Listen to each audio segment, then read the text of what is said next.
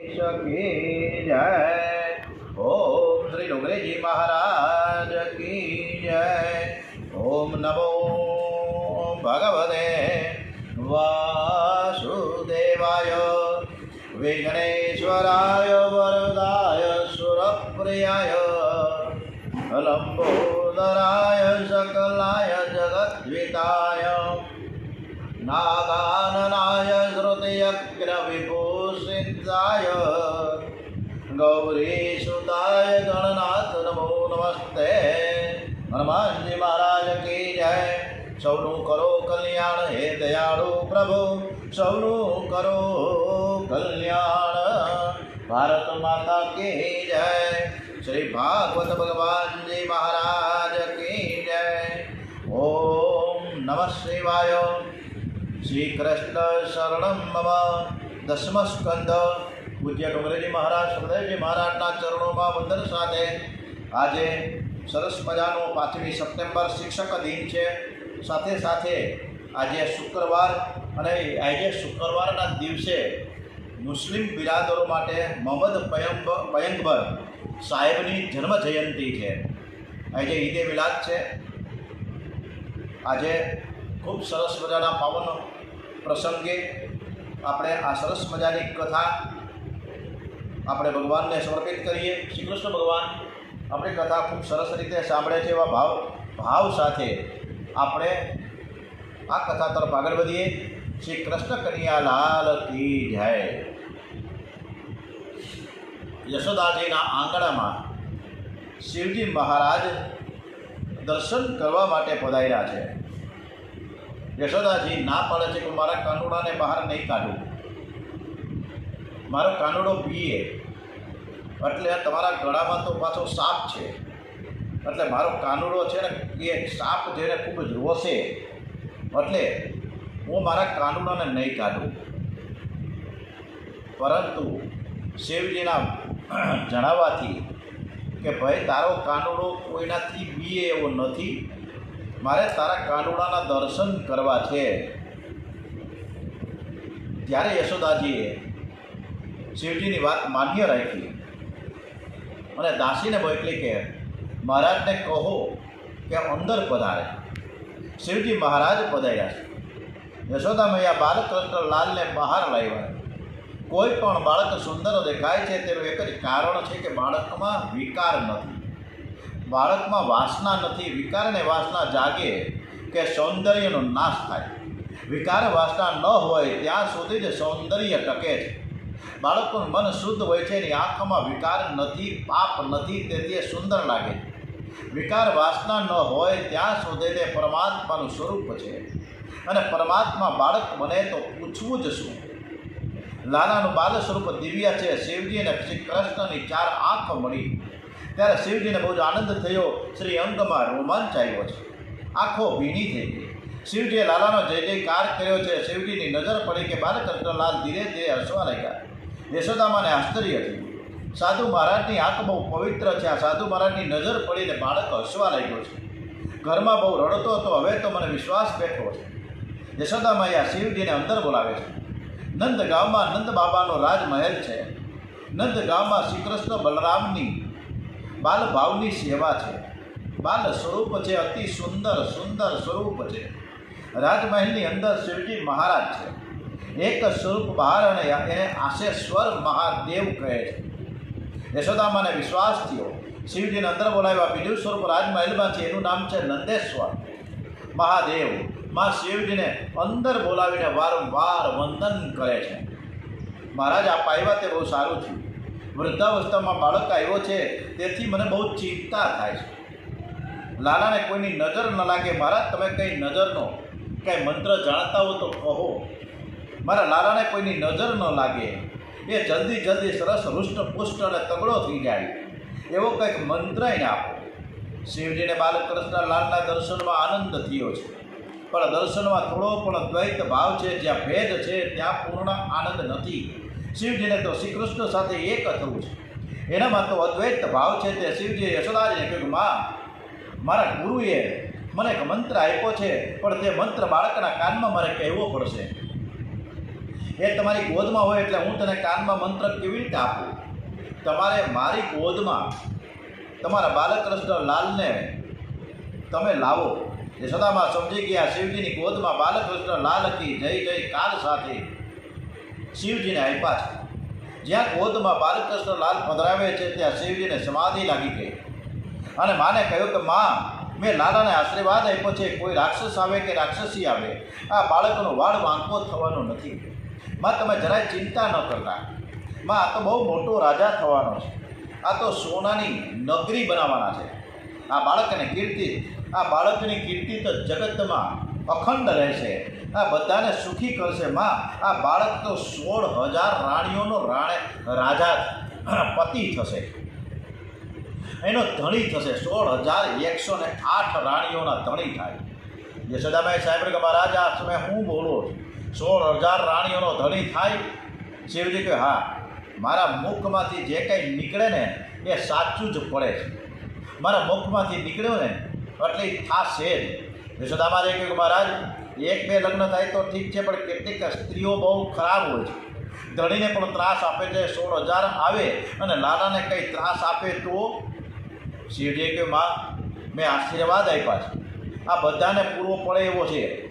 રાણીઓ લાલાની સેવા કરશે, કોઈ લાલાને ત્રાસ આપી શકશે નહીં. આ બધું જ આ બહુ બળવાન છે, આ તમને ખબર નથી. યશોદામાએ 2 હાથ જોડ્યા, મહારાજ અમારે બંનેની વૃદ્ધાવસ્થા થઈ ગઈ છે, તમે કહો કે આ મોટો રાજા થશે તો મારું શરીર પીડા પછી થશે કે પહેલાં થશે?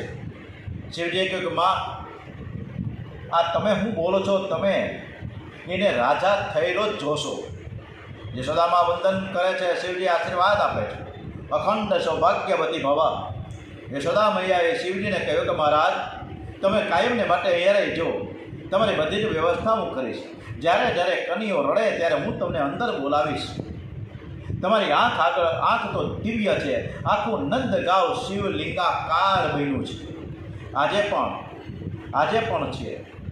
કોઈ પણ તમે ત્યાં જઈને દર્શન કરો, તમને ખાતરી થશે નંદગાંવ પહાડ ઉપર છે, અને નીચેથી બરાબર દર્શન કરો તો ભગવાન શંકર બેઠા છે એવું દેખાય છે. યશોદામાએ વસ્ત્રોના આભૂષણો મંગાવ્યા છે. શિવજીએ કહ્યું કે માં, શું તમે કરો છો? આ જગતમાં જે કાંઈ છે બધું મારું જ છે, મેં જ લોકોને તો આપ્યું છે. મારું નામ તો એટલે કે વિશ્વનાથ છે, મને કાંઈ જોઈતું જ નથી. યશોદામાએ બહુ આગ્રહ કર્યો. ત્યારે શિવજીએ કહ્યું કે જ્યારે હું આવું ત્યારે બાળકને 2 મિનિટ માટે મને ગોદમાં આપજો, બીજું તો હું શું માગું? યશોદાજીએ કહ્યું કે આ તમારું જ બાળક છે, લાલાને આશીર્વાદ આપો. પણ મહારાજ તમે કંઈ પણ લેશો નહીં, આપ મારું કંઈક તો સ્વીકારો. યશોદામાની આંખમાં આંસુ આવ્યા. શિવજીએ કહ્યું માં, મારે કાંઈ જોઈતું નથી, થોડા ફળ મને આપો, હું ફળાહાર કરીશ. શિવજીએ બીજું કંઈ લીધું નહીં, ફળનો સ્વીકાર કર્યો. યશોદામાને આનંદ થયો. શિવજીને વારંવાર વંદન કર્યું છે. શ્રાવણ વદ દ્વાદશીને દિવસે આ જોગી લીલા થઈ. શિવજી છે ને યોગીશ્વર છે, અને શ્રી કૃષ્ણ છે યોગેશ્વર છે. શ્રી કૃષ્ણ પ્રવૃત્તિ ધર્મ સમજાવે છે, યોગીશ્વર શિવ જગતને નિવૃત્તિ ધર્મ સમજાવે છે. નિવૃત્તિ લઈને ભક્તિ કરો તે આદર્શ શિવજી બતાવે છે. પ્રવૃત્તિમાં સાવધાન રહીને કેવી રીતે પરમાત્માનું સ્મરણ કરવું તે આદર્શ શ્રી કૃષ્ણ બતાવે છે. સનાતન ધર્મના 2 અંગ છે, તત્વથી હરિ અને હર બંને એક જ છે. ઓમ શ્રી સોમનાથ મહાદેવ કી જય.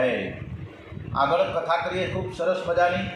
આ કથા ભાવથી આપણે સાંભળીએ અને યુટ્યુબ દ્વારા જે કંઈ કથા થાય બીજાને પણ આપણે મોકલીએ, કે જેથી કરીને ઘરે ઘરે આપણે કૃષ્ણ કથાનું ગાન કરાવીએ અને એનું પુણ્ય શ્રેય મેળવીએ. શ્રાવણ કૃષ્ણ દ્વાદશીને દિવસે આ લીલા થઈ, અને ત્રયોદશીને દિવસે નંદ બાબા મથુરામાં કંસને કર આપવા ગયા. કંસ તો મોટો બધો રાજા, દર વર્ષે નંદજી કંસને કર આપવા જતા હતા. નંદ બાબાએ વ્રજવાસીને કહ્યું કે મારે મથુરા જવાનું છે, તમે લાલાને સાચવજો. પ્રત્યેક દ્વારમાં 2 વ્રજવાસીઓનો પહેરો રાખ્યો છે કે અંદર કોઈ જાય નહીં. જે જગતને સાચવે છે તેને કોણ સાચવી શકે? જગતને એક આદર્શ બતાવ્યો છે, ભગવાનને ઘરમાં પધરાવવા એ બહુ કઠણ નથી, ઠાકોરજીને ઘરમાં પધરાવ્યા પછી સાચવવા બહુ કઠણ છે. હૃદય ગોકુળમાં બાલકૃષ્ણ લાલને પધરાવ્યા પછી બાલકૃષ્ણ લાલને તમે સાચવજો. જે જગતની સાથે બહુ પ્રેમ કરે છે તેના હૃદયમાં ભગવાન બિરાજે નહીં. પરમાત્માને હૃદય ગોકુળમાં પધરાવ્યા પછી સંસારના કોઈ પણ લૌકિક સુખનો સંકલ્પ કરે તો ભગવાન બિરાજે નહીં. કંસ અને શ્રી કૃષ્ણ કોઈ પણ લૌકિક સુખનો સંકલ્પ, કંસ અને શ્રી કૃષ્ણ એક જગ્યામાં રહી શકતા નથી. અંધકાર અને પ્રકાશ એક જગ્યામાં ન રહી શકે. પ્રભુને ઘરમાં પધરાવ્યા પછી બહુ સાવધાન રહેજો કે તમારા મનમાં સંસારના કોઈ પણ સુખનો સંકલ્પ ન આવે. મન કોઈ પણ લૌકિક સુખ ભોગવવાનો વિચાર કરે ત્યારે પાપ શરૂ થાય છે, ત્યારે શક્તિનો વિનાશ થાય છે, ત્યારે ભગવાન અંતર ધ્યાન થાય છે. ભગવત ઈચ્છાથી જો કોઈ સુખ મળે તો ભગવાનને સાથે રાખીને ભોગવું તો વાંધો નથી. સુખને પ્રભુનો પ્રસાદ માનજો. એકલા સુખ ભોગવવાનું નથી, બધાને સાથે રાખીને સુખ ભોગવું. શ્રી કૃષ્ણ પરમાત્માને સાથે રાખીને ભોગવું. નંદ બાબા કંસ રાજાના મહેલમાં ગયા છે, વાર્ષિક કર આપે છે. પછી તો સોનાની થાળીમાં 5 હીરાની ભેટ આપી. એક હીરો લાખ રૂપિયાનો છે. એ વખતનો લાખ, 1000 વર્ષ, 5000 ઉપરની વર્ષની વાત છે. અને એ વખતે ન જે લાખ હીરો હોય તો અત્યારે હીરાની કિંમત કેટલી હશે. નંદ બાબાના ઘરમાં લક્ષ્મીજી પધાર્યા છે. લક્ષ્મીજીને વૈકુંઠ કરતાં પણ વ્રજ વહાલું લાગ્યું છે. વ્રજ વહાલું રહે, હું વૈકુંઠ નહીં આવું. વૈકુંઠમાં ઐશ્વર્ય છે, ઐશ્વર્ય છે ત્યાં પડદો છે, જ્યાં પ્રેમ છે ત્યાં પડદો નથી. વ્રજ ભૂમિ એ પ્રેમ ભૂમિ છે. લક્ષ્મીજીને વૈકુંઠ કરતાં પણ વ્રજ વહાલું લાગ્યું છે. લક્ષ્મીજી નંદ બાબાના ઘરમાં બિરાજેલા છે. નંદ બાબાએ કંસ રાજાને આવી કિંમતી ભેટ આપી. કંસને આશ્ચર્ય થયું, આવડી મોટી ભેટ તમે કેમ લઈને આવ્યા છો? નંદજીએ કહ્યું કે તમારા આશીર્વાદથી વૃદ્ધાવસ્થામાં મારે ત્યાં બાળકનો જન્મ થયો છે. કંસ ભેટથી બહુ રાજી થયો. બાબા, મને બહુ જ આનંદ થયો, આ અવસ્થામાં તમારે ઘેર બાળક આવ્યું, હું રાજી થયો. હું તમારા લાલાને આશીર્વાદ આપું છું કે તમારો બાળક સુખી થાય અને તેનો શત્રુ બળીને ખાખ થઈ જાય. શ્રી કૃષ્ણ પ્રગટ થયા ત્યારે દેવો, ઋષિઓ, મહાત્માઓ જે કાર કરે એમાં તો શું આશ્ચર્ય છે. પણ લાલાને શત્રુ કંસ રાજાએ પણ આશીર્વાદ આપ્યા છે. સાંભળ્યો વસુદેવ કે આવ્યા છે નંદજી અહીં રાજ્યનો કર દેવાને ઉતારે મળવા અહીં. શ્રી કૃષ્ણ પ્રગટ થયા પછી નંદ અને વસુદેવજીનું પહેલું આ મિલન થાય છે. નંદ બાબાએ વસુદેવજીને કુશળ સમાચાર પૂછ્યા. તમને કોઈ મળે તો તમારા સુખ સંપત્તિની માન બળાઈની વાત ન કરો. તમને જે મળે છે એને શું અડચણ છે, શું દુઃખ છે, શું સમસ્યાઓ છે, શું પ્રશ્નો છે એ પૂછો. કેટલાક લોકોને એવી કુટેવ હોય છે કે કોઈ પણ મળે કે પોતાની કથા શરૂ કરી દે, અથવા કોઈ ઘરે આવે ત્યારે માનપત્ર બતાવે કે મને આ સર્ટિફિકેટ મળ્યું.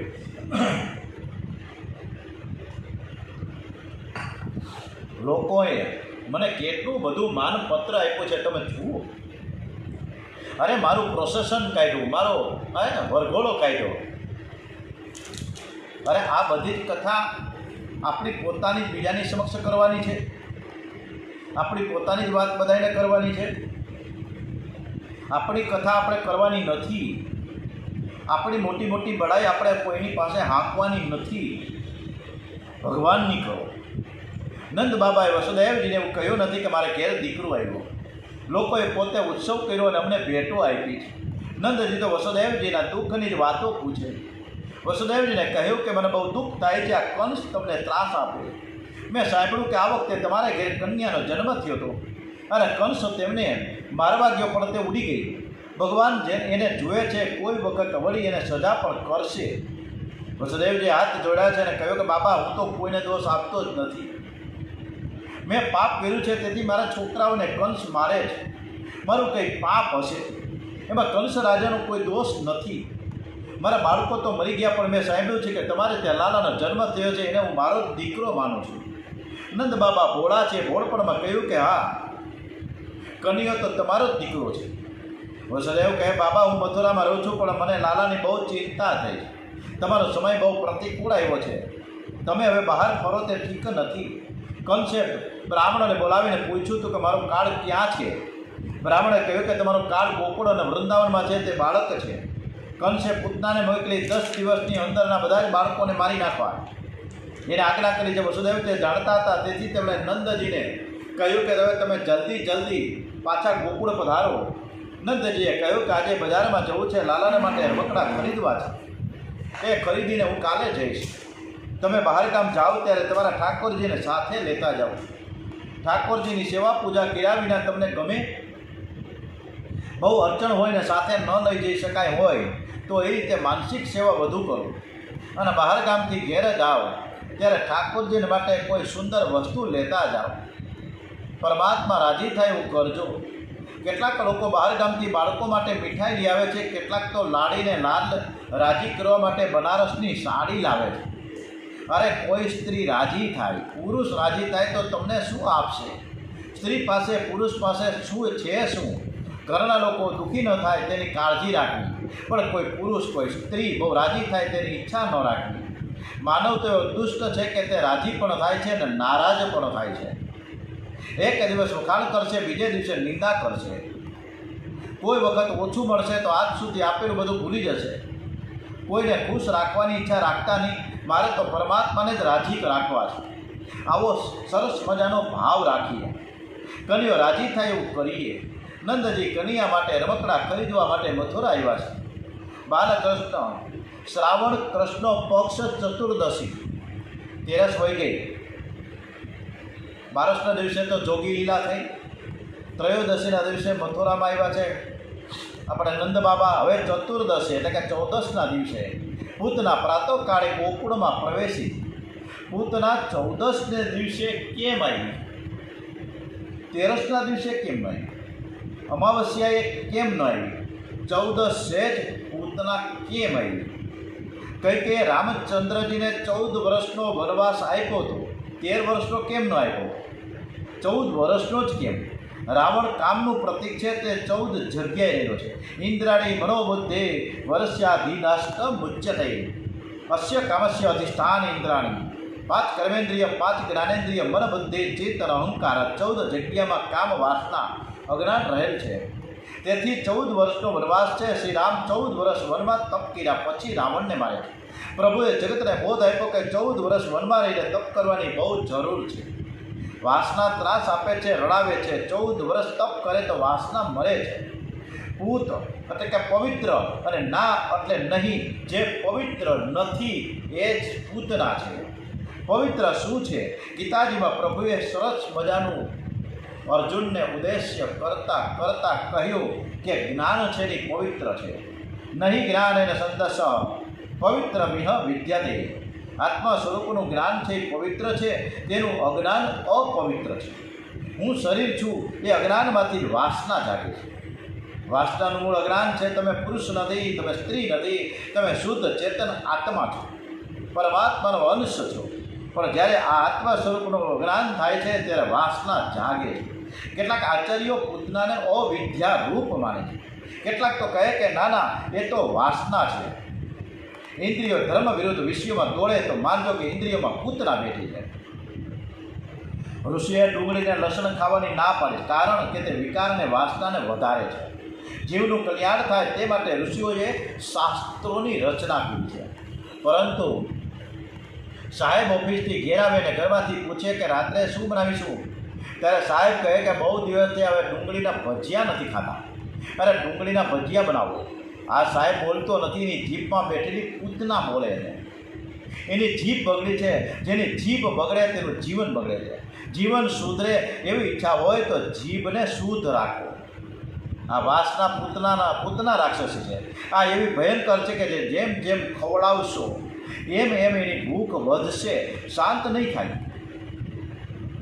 ખવડાવનારને પણ એ ખાઈ જાય છે, એને તૃપ્ત થતી જ નથી. માણસને લાગે કે વિષયો ભોગવવાથી શાંતિ મળે છે, ક્ષણિક શાંતિ મળે છે, પણ પછી તેને માટે જ અશાંતિ જાગે છે. માનવ એવું સમજે છે કે હું વિષયો ભોગવું છું, પણ ખરેખર તો વિષયો એને ભોગવે છે. વાસના વિષય લાલસા બહારથી સુંદર દેખાય પણ અંદરથી તો ઝેર છે. ભાગવતમાં સુખદેવજી મહારાજ એવું બોલ્યા છે કે પ્રેરિતા કંસથી ઘોર પૂતના બાલ ઘાતકી ફરતી શિશુ સહારે પૂરે ગ્રામે વ્રજે કહી. સંસ્કૃત ભાષામાં 3 વર્ષ સુધીના બાળકોને શિશુ કહેવામાં આવે છે. રોતે ઇતિ શિશુ, જેને નિંદ્રા વધારે આવે છે તે શિશુ. 3 વર્ષ સુધીના બાળકને નિંદ્રા વધારે આવે છે. પૂતના 3 વર્ષ સુધીના બાળકને મારે છે. 4થું વર્ષ બેસે કે મારતી નથી. 4 વર્ષના બાળકની પૂતનાને બીક લાગે છે. ભાગવતની કથા મહાપુરુષો અનેક રીતે વર્ણવે છે. પૂતના એ વાસના છે. તે 3 વર્ષ સુધી એટલે કે 3 અવસ્થામાં જીવને ત્રાસ આપે છે. જાગ્રત, સ્વપ્ન અને સુષુપ્તિમાં વાસના ત્રાસ આપે છે, જીવને રડાવે છે. સુષુપ્તિમાં તે બહુ ત્રાસ આપતી નથી પણ તે મરતી નથી. આ 3 અવસ્થાઓને ઓળંગીને તુર્ય અવસ્થામાં જાય, બ્રહ્મ સંબંધ બરાબર કરે, એને પૂતના ત્રાસ આપે નહીં. મોટા મોટા જ્ઞાનીને પુરુષો જ્ઞાન સમુદ્ર મુદ્રામાંથી જગતને બોધ આપે છે. પૂતના છે ને એ રાક્ષસી છે, બની ઠણીને આવી છે. બહારથી બહુ જ સુંદર દેખાય છે, શૃંગાર કરીને આવી છે. વાસના આરંભમાં રણિયામણી લાગે છે. જેની આકૃતિ બહુ સુંદર, એની કૃતિ બહુ ખરાબ હોય. જેનું તન સુંદર, તેનું મન મેલું છે. જેના મુખમાં મીઠાશ છે પણ મનમાં કડવાશ છે. જે સ્વાર્થ સાધવા બહારથી પ્રેમનો ડોળ કરી રહી છે પણ મનમાં વેરઝેર રાખે. જે પ્રત્યક્ષમાં વખાણ કરે ને પાછળથી નિંદા કરે તે પૂતના જેવો છે. પૂતના જે સુંદર શૃંગાર કરીને આવી છે. કોઈ પણ માણસ બહારથી ભલે સુંદર દેખાય પણ તેના ચારિત્રની ખાતરી ન થાય ત્યાં સુધીના હાથનું પાણી ન પીવું. માનવ બહારથી જેટલો ઉજળો દેખાય છે તેટલો ઉજળો અંદર છે કે નહીં, શંકા છે. માણસ ખૂબ જ સારો પણ જ્યાં સુધી પનારો ન પડે ને ત્યાં સુધી. પનારો પડે પછી ખબર પડે કે મહેશ જોશી કેવો છે, ત્યાં સુધી ખબર નહીં પડે. એટલે માણસ ખૂબ જ સારો પણ દૂરથી રણિયામણો લાગે, પણ જ્યારે અંદર પ્રવેશે, બરોબર નજીક આવી જાય પછી જ પોત પ્રકાશે, પછી ખબર પડે કે આ એવો માણસ છે. બધા જ વ્રજવાસીઓને નંદ બાબાએ કહ્યું હતું કે લાલાને તમે સાચવજો. વ્રજવાસીઓ એક એક દ્વાર ઉપર પહેરો ભરે છે. આ પારકી સ્ત્રી અંદર જાય છે પણ સૌંદર્યને એવો મોહ થાય છે કે કોઈ એને રોકી શકતા નથી. કોઈ પૂછતા નથી કે તું કોણ છે, અંદર કેમ જાય છે. બધા જ્ઞાન ભાન ભૂલ્યા છે. મોહથી વિચારે છે કે આ મોટા ઘરની કંઈક મોટી કન્યા લાગે છે, દીકરી હોય છે, અથવા તો મોટા ઘરની વહુ એવું લાગે છે. એને મેં પૂછ્યું કે તમે કોણ છો અને અંદર કેમ જાઓ છો, કદાચ એને ખોટું લાગી જાય. બધા જોતા રહ્યા છે. અને પૂતનાએ યશોદાજીને પૂછ્યું કે મથુરામાં રહેતા એક હું બ્રાહ્મણની પત્ની છું. મેં સાંભળ્યું કે આ વૃદ્ધાવસ્થામાં તમારે ઘેર દીકરો આવ્યો છે. એ લાલાને હું આશીર્વાદ આપવા માટે આવી છું. તારા બાળકને હું રમાડીશ, એને હું ધવડાવીશ, એને હું જલ્દીથી તગડો કરી દઈશ. યશોદામાં બહુ ભોળા છે. જે માણસ બહુ ભોળું છે તેને જગતમાં કોઈ ઠેકાણે છળ કપટ દેખાતું જ નથી. અને જે 1 નંબરનો ગઠિયો હોય એને બધા જ ગઠિયા જ દેખાય.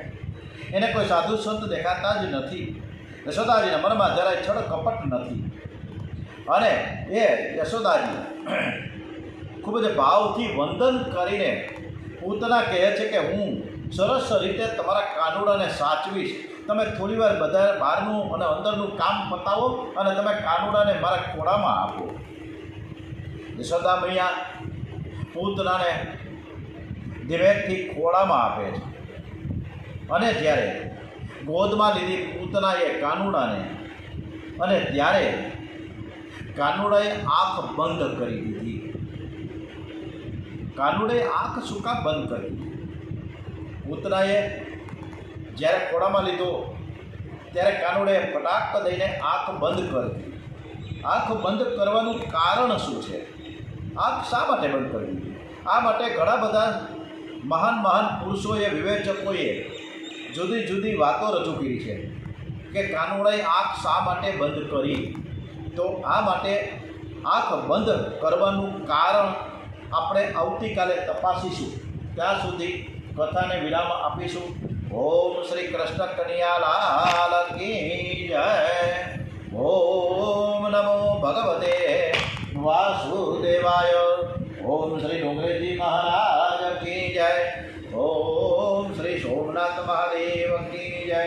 ભારત માતા કી જય. ઓમ શ્રી ભાગવત ભગવાનજી મહારાજ કી જય. ઓમ નમો ભગવતે વાસુદેવાય. ઓમ નમઃ પાર્વતી પતય. હર હર હર હર હર મહાદેવ હર.